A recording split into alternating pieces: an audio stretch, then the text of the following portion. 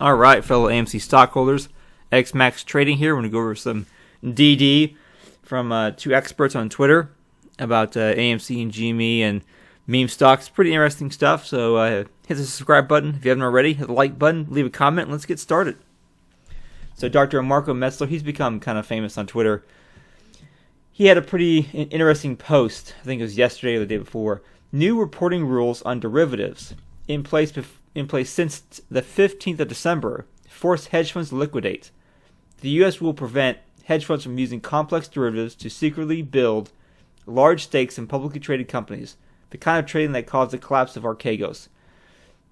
These were not the only ones, just the ones they got caught over leveraging. So there's probably other highly leveraged positions out there.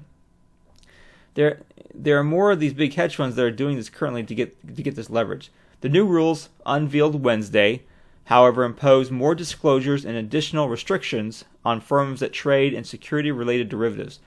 Positions worth at least $300 million, or the equivalent of 5% of the traded shares of an underlying stock, which would automatically trigger the new SEC requirements and notional amounts as small as $150 million, and it could also face reporting. According to the SEC, investors would be required to disclose their identities, positions in swaps, and underlying securities and related borrowings. The rules would also cover large positions with bonds and credit default swaps. So that's interesting with AMC because there's an idea that, at least 100 million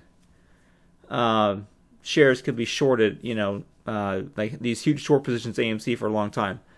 So if that were true, that's 100 million out of 500 million, that's a fifth, right? So that's like, 20%, which exceeds this 5%.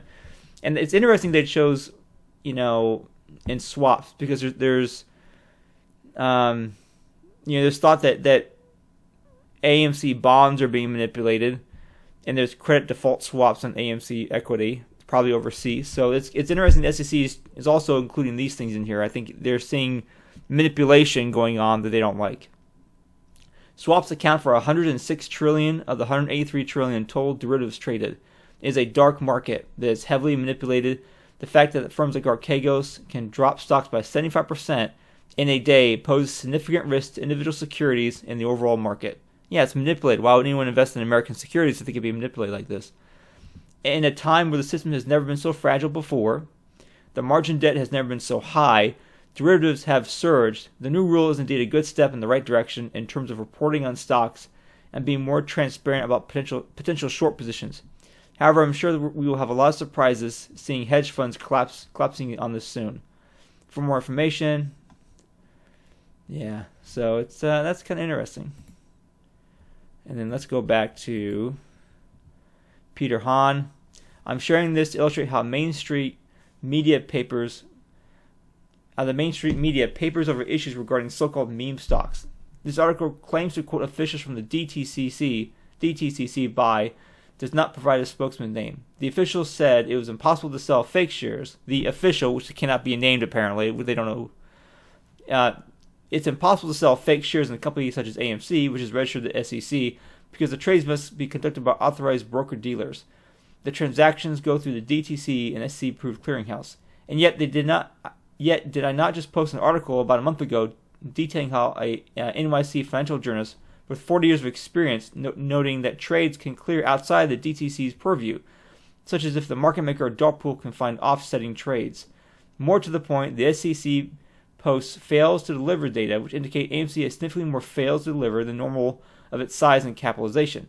Yet this article completely ignores that aspect, and yet consistently fails to deliver a symptomatic of naked short activity. Nor does this story reference the Department of Justice investigation just launched against suspected short-selling abuses. Nor does this story reference the myriad of rule filings the DCC, NSC, and OCC have listed this year. Why the sudden rush of rules that require more margins, require more detailed reporting? In short, while Wall Street Journal article does not have the obnoxious bias presented in Motley Fool or Seeking Alpha, it falls short of objective reporting, and it's hard not to see the bias seeping out of it between its pages.